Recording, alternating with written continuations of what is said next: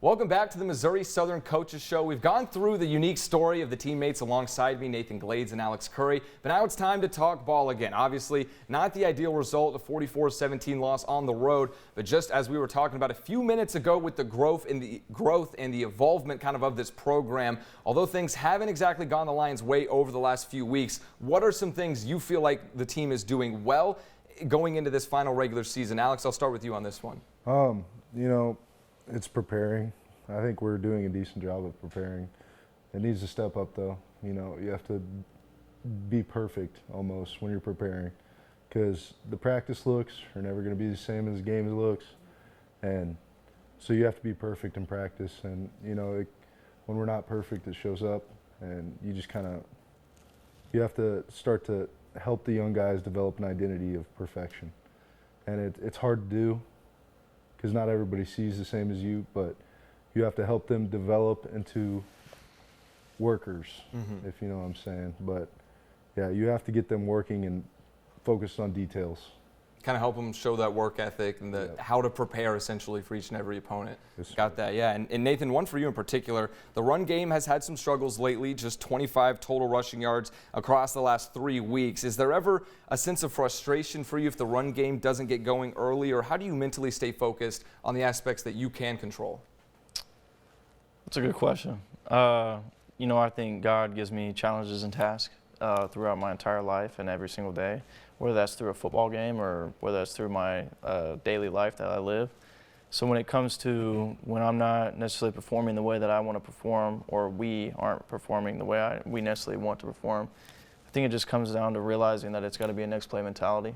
And I think that's what a lot of people got to take from the game of football, is that in life things are going to happen, and you just got to hit that next play mentality and go on to the next, and understand that you need to control what you can control. And when it comes to these last few weeks, all I can do is control what I can control. I can't dictate how this run's going to happen or where this is going to hit. I just got to trust and have faith in my O-line and my receivers to get the job done. Absolutely, and it seems like something a lot of the Lions teammates have said this year is just do your 1/11th, and I love that mantra, and it seems like you guys have all really bought into that, just doing what you can control, doing your job, and it'll all work out moving forward. And taking a look at the pass game, we'll go ahead and get some more film rolling on this. It's had its ups and downs throughout the first season as the Lions starting quarterback, Tillman Martin. Alex, with you on the line and Nathan with you lining up next to Tillman in the backfield, what have you guys seen from the true freshman in terms of development over the course of the season, and what do you think the future holds for Tillman? Alex, we'll start with you.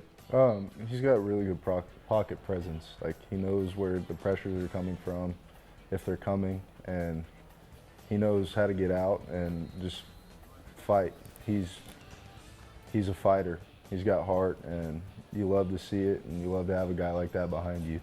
And next year he's going to be a true leader for the team, and it's going to be awesome to watch him bloom and turn into the football player that he can be. So. Yeah, definitely. Some of the throws he was making this year, hard to believe he was a true freshman.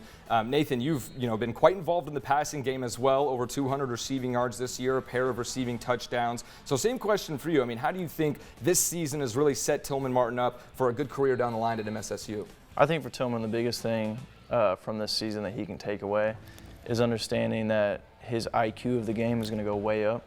Just from he knows that he can throw the ball, he knows that he can get hit, he knows that he can go into a game and basically throw the ball. As a freshman coming in, sometimes you have this idea that it's going to be super hard, or it's going to be this the speed of the game is going to be a lot faster. So I think for him, he's going to get more of an IQ aspect of it, and you'll see less of those freshman mistakes. I don't necessarily like to call it that because he's already played 10 games, but when it comes to being a freshman, you're going to make those not necessarily low IQ, but those why did we do that mistakes? So a learning curve a little bit. Exactly. So his learning ability, I think this spring will develop him into probably one of the best MIAA quarterbacks if he continues to do what he's been doing and continues to listen and be able to be coachable and grow and be the player that I think that he can be. Absolutely, yeah. He's shown a ton of potential this season. When he was in here on the show, he really seems that he is dialed in, locked in with this program.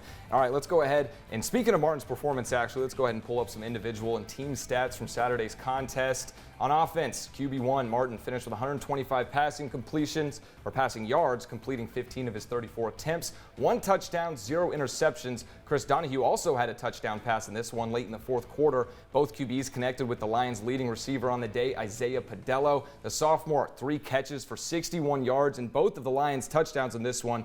Nathan Glade, sitting right next to me, led the run game with 30 yards on the ground, though as we mentioned, Southern with only 25 total rushing yards over the last 3 weeks, as some high sack totals are contributing to that figure as well. Defensively, Colton Bass had a team-high 8 total tackles in the loss and 1 forced fumble, which was recovered by Sean Smith. And as a team, the Lions tallied 9 tackles for loss against the Broncos. So, fellas, one last question real quick for the both of you. Coach Bradley has talked about sending the seniors out the right way. With one final hurrah at Fred G. Hughes Stadium, what does sending the seniors out the right way look like for you? Nathan, we'll start with you on this one. I think playing the game and having fun. I think playing the game, having fun, executing each play, giving it all, because you never know what happens after college, if there's going to be any other opportunities.